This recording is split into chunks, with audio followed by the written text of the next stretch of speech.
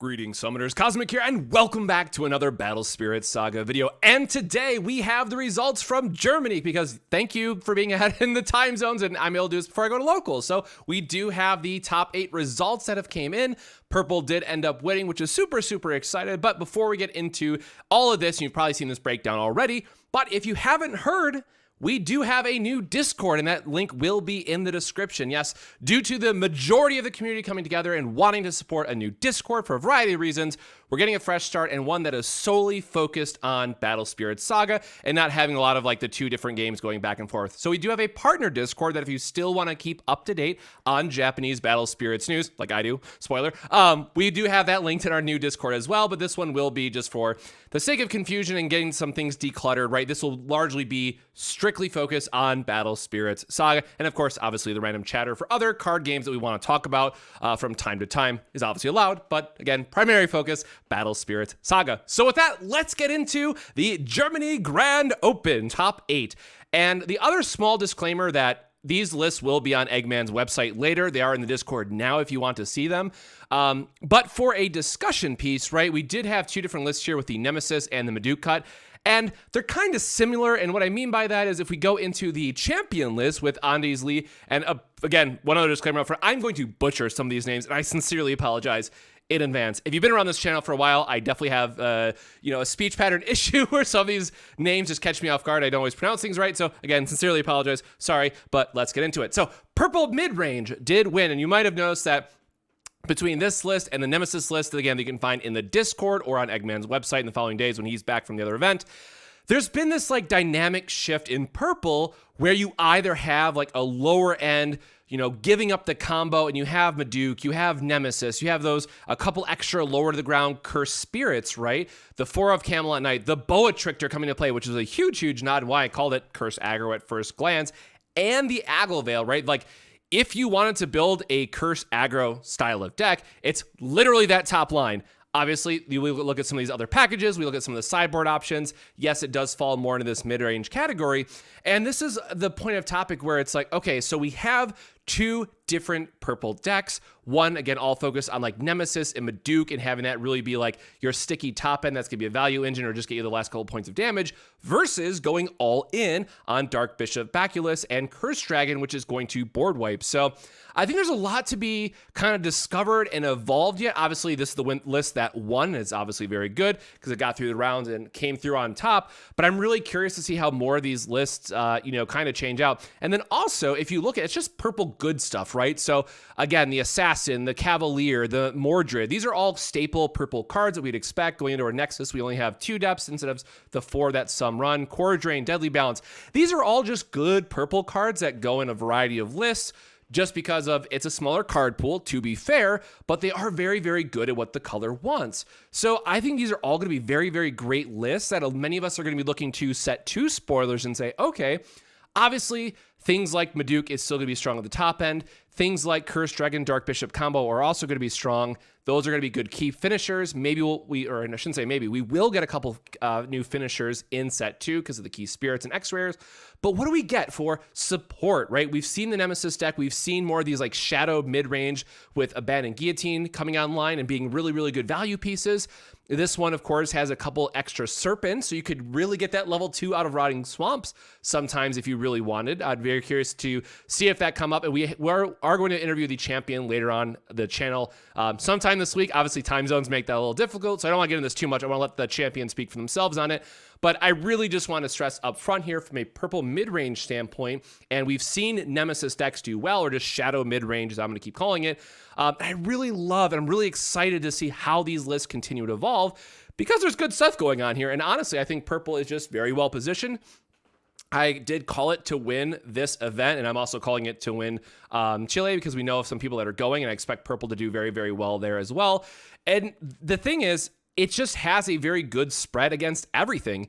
Yes, it's going to depend on the field. If you get like, a 60-40 versus something that's like a 50-50 or a 55-45, stuff like that, or a true 50-50. But I think it's very well positioned for those that want to put in the time and effort to do these lists and get the fine tuning in. Maybe you have them do, maybe you go on the Dark Bishop Curse Dragon side, but really love to see purple overall. So again, huge shout out to Andy's Lee. We will be having them on the channel later on this week, so we'll talk more about this list in particular, but of course, gotta give the champion their due and give them their time up front. Going into our runner-up, we have Mike, who played a Gigano Rex variant. This is one that we've seen more and more pop up. Obviously, it's been very good in the meta. It's just your traditional kind of red aggro style of deck. But the important thing to note is, I think a lot of people think that this is just it can only play aggro, right? It can only play this one-dimension style of deck. But the truth is, it can transition very easily to like more of a mid-range strategy. And someone who's only recently picked up the deck, myself, it was something I was very surprised to learn. It's not just always be super efficient with your spirits, turn things sideways, right? I think we're slowly moving more and more and more away from that and slowing down into more mid-range meta. Now, I think red aggro and white aggro keep it very honest. I don't think we're going to be just there yet. Maybe need a little bit more time, or maybe you need a little bit more support from EX01 or Set 2. But I would not be surprised if things like Sortosaurus get more play, which, yeah, I owe somebody $5. I forget who it is, but I do owe somebody $5 for seeing the Sortosaurus there. And it got a lot of great discussion in the Discord last night. So I do think we're going to see this list more evolve as time goes on. We do have some interesting things like the Feral Slash, more suppressions in the sideboard just for the aggro matchup, and, you know, some flexibility there. But I would say generally, going all the way back to the Vegas event, there's like a, 50 card core, if you count the sideboard, out of 60 that has stayed more or less the same. And I know some people have cut down to just 4 Nexus, and they have some better mid-range threats in there. It's really curious. Like, I love watching this list still evolve a little bit, and how things might go from here. And then obviously Durm Dyna, is just being such a great unblockable card that can give people a lot of stress if they don't have the Dream Bombs, right? Like, I think more people are realizing, like, Durm Dyna in off-color decks, like just non-white in general, has been very, very good, because at the end of the day, it's still a very sticky threat, and he is going to make himself unblockable. That is unblockable damage you have to respect. So if you've seen my list on Twitter and elsewhere, like, I am maining Dream Bombs right now because I think you just have to, but this might be like a NA meta sort of thing, discussion point, because there was less Dream Bombs than I expected looking over all the lists. But again, different region, different format. Curious to see how that, I should say different meta. Curious to see how that shapes up. But I'm very high on Dream Bomb stonks looking towards Ohio. And then, of course, 4 Burning Force and Vault for Volcanic Break. And Volcanic Break in particular has been an interesting card because of how good you think it is versus certain matchups. But I got to say, that has really been a key card for me in my early testings with the deck as well, that a 6K break is stupid relevant, especially against the dual eagle format that's coming up and how they wanted to sneak in that damage, which is why Paradise is so important to boost up to 7. Volcanic Break, I think, is catching more and more players off guard where they're going to have to start respect it. But again, 6K just kills so much right now that it's hard to respect it unless you have some kind of like pre-combat buff spell. And at that point, it's probably a waste unless it's going to win you the game. So love to see it. Huge shout out to Mike, again, getting the runner-up position with Gigano Rex. Shifting into our top 4 with Abdul Majid, we have our White Control deck. And this is one that I thought a lot of people would be like, okay, White Control, it's the best deck in the format. Now, Axe Spider is absolutely insane. So crazy. I don't know how anyone beats this deck. And they did make it to top 4. Don't get me wrong. We do have the 4 set of Axe Spider here, and there was one other list. But, I think a lot of people are coming around to it's a good card, but it's something that's like a 3 of, because if you see it in multiples early, you can just be dead to aggro a lot of times. It's very, very expensive for what you want to be doing in a lot of matchups. But the other one that I'm really, really excited to see here, and this goes back to Ryan Mattis' list from Palm Springs, is the Grey Magar, the pro-red, pro-white spirit that just gums up the board, right? I do strongly believe if we are expecting a lot more red and white aggro decks for Gray to just be an auto main deck card, it gets to block. It goes up to a 6K for 2, which is a very good number to hit. The 4 cores go up to 8 is a little bit expensive, but again, it is a early threat that you can stick, that they cannot Valkyrie miss, they cannot Volcanic Break it. It's going to get you a block, and that can ride out for quite a bit if you have like a suppression, because, Axe Spider can just get Valkyrie Mist. That's going to feel really bad. It can get Dream Bomb, things of that. But no, Gray is here to stay. That's a card that I'm a huge fan of. And the other one that I really, really loved about this list, and is something that I want to try out more myself, but the 4 of Pharaoh slash main deck. Absolutely spicy. We've been talking about this card quite a bit as it is a, in my opinion, must-play sideboard card with all the yellow that's running around in general and just being an absolute blowout against them a lot of times. But there's just so much more that it catches in this format that, yes, it can feel bad to pay the 4 cost outside of red decks, right, where you get the reduction, but still being able to like kill their other attacker and blow up a Nexus, you're probably okay paying the 4 for that cost, right? Especially if it's going to just end their combat after that. And then, of course, we still have like the Elk, the Durham Dyna, the Enterprise, the Elephant. A lot of what we typically expect from the white control decks kind of going on. And then Burning Force and Suppression just to kind of round it out. And in the sideboard, you do see a Turbo Rex, which is something that I've talked to a couple players from their event, and it has done quite a bit of work, actually. They've been really happy with Turbo Rex in certain matchups. It can just really change the tempo of the format. And then also Star Blessed Draw. So the one thing I will say is, we are in a format where a lot of people are cutting Star Blessed Draw because it just wasn't good, right? The amount of when summons being played was at an all-time low, so Star Blessed got cut from a lot of main decks, other than obviously Rex decks, who can just still have it as a 2-draw-2, which is perfectly fine. And now we're seeing all this purple resurgence that's happening, and I expect that we will see some more players want to bring in, 3 to 4 of into those main decks list again, just to try to get that game 1 edge over purple. Definitely something I would strongly consider including your decks if you're going to be playing in, I guess, Chile's next and then Ohio after that. Definitely like Feral Slash and Star Blessed Draw, I think, are the 2 cards that need a little bit more time and testing with them to see where they're going to go. But overall, really big fan of this list. And then also the Armor Purple, just to balance the 2 costs. Like, there's a lot of very wonderful tech choices that went into this list that really tells you that they were kind of prepared going into this and knew or thought they knew what to expect, right? Because obviously I don't know how much they knew going into the event, so it's all theory crafting at that point. But to see things like the gray and the Feral Slash just main deck in a full of playset is absolutely beautiful to see. And I really do like this version of the list. And of course, Buffalong Bill is just one of my favorite cards in general. Like, I love that card. Yes, it is a bit expensive, but the fact that it gives you the option to be able to turn gears very, very quickly, get that bounce effect on attack, and get some of the other when blocked effects can be very, very relevant. So Bill in general, just helping to bounce a lot of curse guys. Very happy to see us on the list. And just very solid. Like, there's everything in here. I'm like, yep, this is kind of what we'd expect to see from a white control deck. Obviously the numbers, you adjust and kind of move around moving pieces, but I do like this list. I think the only thing I'll say is I think X Spider is still, let me know what you think in the comments. I am hard set that X Spider is a 3 of instead of a 4 of. Let me know if you agree or disagree. But even in my testing, because white is one of the decks I've been testing for Ohio, man, some games you just draw the back-to-back X Spiders and you just die to aggro, and it feels so bad. And there's nothing you can do about it because white doesn't have a lot of draw power, right? So maybe that's just variance at the end of the day, and I need to test more. Who knows? But that's my hot take for the video, I guess. But again, congrats on the top 4. The other top 4 deck, and now this is going to the other side, is Purple Control. So congrats to Longdow in the Purple Control list, making top 4, the Bishop and Cursed Dragon. So this is, if I'm not mistaken, very, very close to Spencer's list from Palm Springs. I'm trying to get all these events right in my head as I'm going through it. And again, just very, very solid. I will say the same thing that I said for Spencer's list that I'm going to say here as well. The complete lack of Burning Force, I think, is a very bold choice in the current meta. Obviously, it did very well for them, but this is just a very, very good purple control style of deck that I expect that we all will continue to see as this format develops and even going into set 2. Because at the end of the day, being able to have a one-sided board wipe is incredibly strong. And let's be honest, the early game of purple can be pretty strong as well with the efficient removal, the extra draw cards.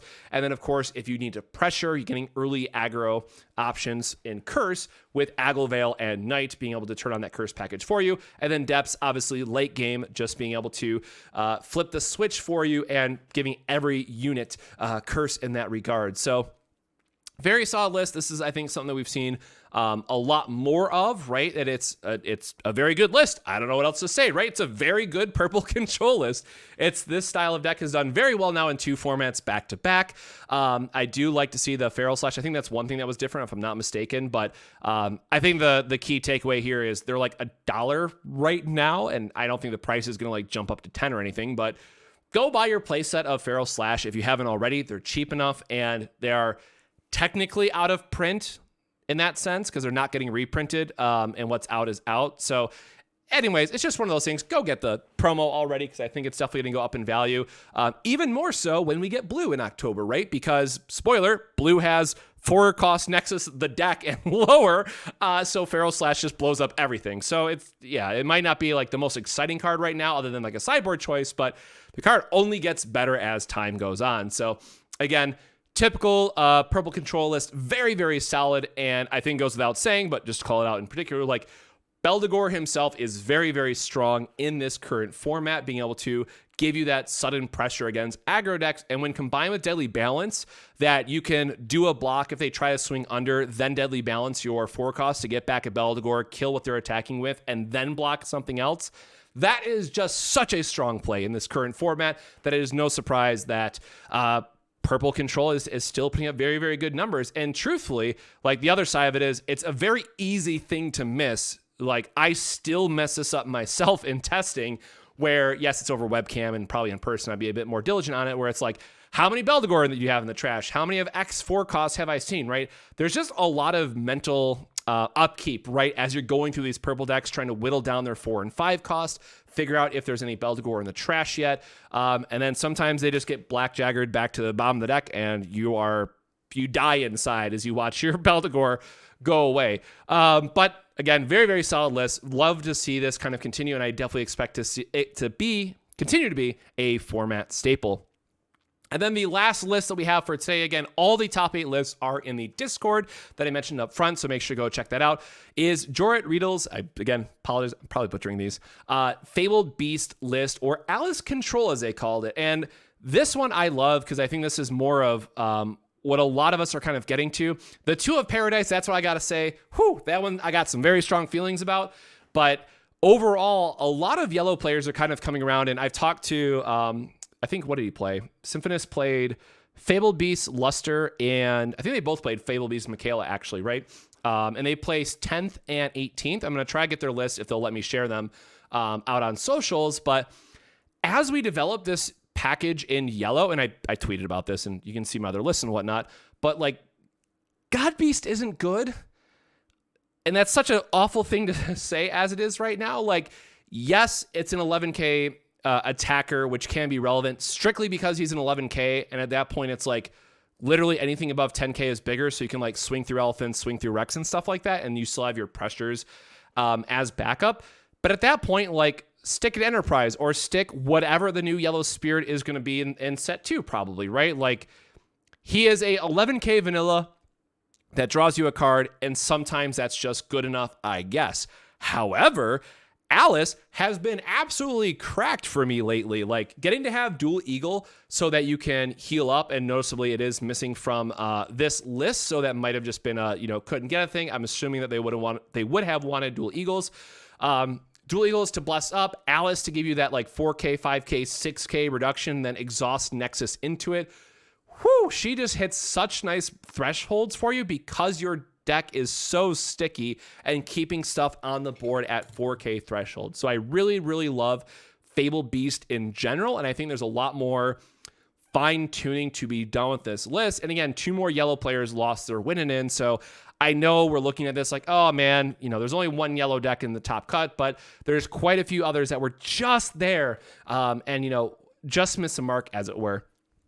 The sideboard options here are very interesting as well. We do have more Flamefish, 1 main, 1 side for the aggro matchup. We have Core Theft just being the oopsies, we gotta remove stuff spell that it can be. Star Blessed for purple, and likely some of the mirror match too if you're banking on a lot of more when summons. And then Burning Force. So again, Burning Force I think is just so good in the main deck right now. Obviously, I like the Suppression. Burning Force is probably the flip here because Suppression is just a nod to more aggressive strategies And sometimes just being able to stick like a Gale Yell or any 4K body, right? Gale Yell or Carbuncle, whatever his name is, the Carbuncle, getting to block up to 7K, right? Because they are a 1-core or 2-core 4K, very low investment. Boosting them up to 7K is going to be big enough, and then they can't like volcanic break it or something, right? So just it helps you hit very, very good numbers in this matchup. So 2 main, 2 side, really just trying to go all in against their aggro matchups.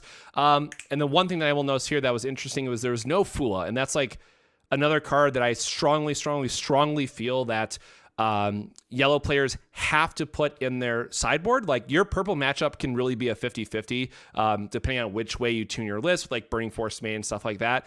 But game 2, game 3, you 100% need to have Fula or you're in for a very bad time. And that's been my experience with it. So just giving some additional insights there at the end. But again, I really think that we're going to see more movement away from God Beast. I might keep it as like a 1 or a 2 of, again, just because it's a God Beast.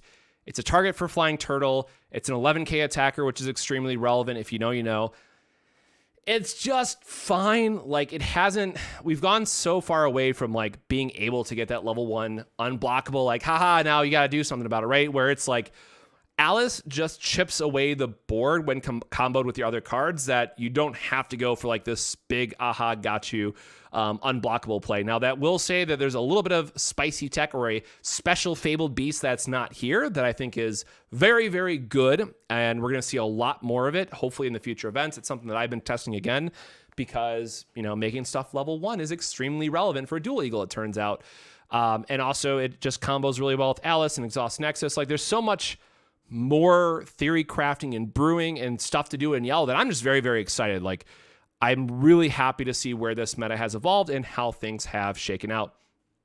So with that, here again is the quick overview for the Germany Grand Open top 8. Congrats to all the players who made it, as well as those outside of the top 8 who secured their Pro Tour invite to the North American Pro Tour. And I realize that, you know, given flight constraints and things of that nature, not a lot of people might make it out, but I'm very happy to see, you know, more of these events come together. And of course, we will continue to kind of shout them out on the channel and get some of the, you know, top players or champions involved where we can to come on the channel, talk about their experience, talk about the decks and all that good stuff. So again, if you haven't already, please join the new Discord. There is a link to it in the description, and this has all the top 8 lists in there. Otherwise, you'll have to wait for Eggman to put them on his website, who is currently out right now, but will be returning and get them up by like Tuesday or Wednesday, just depending on how long it takes for him to recover. So with that, my friends, take care of yourselves, have a great week, and we'll see you in the next Battle Spirits Saga video. Cheers.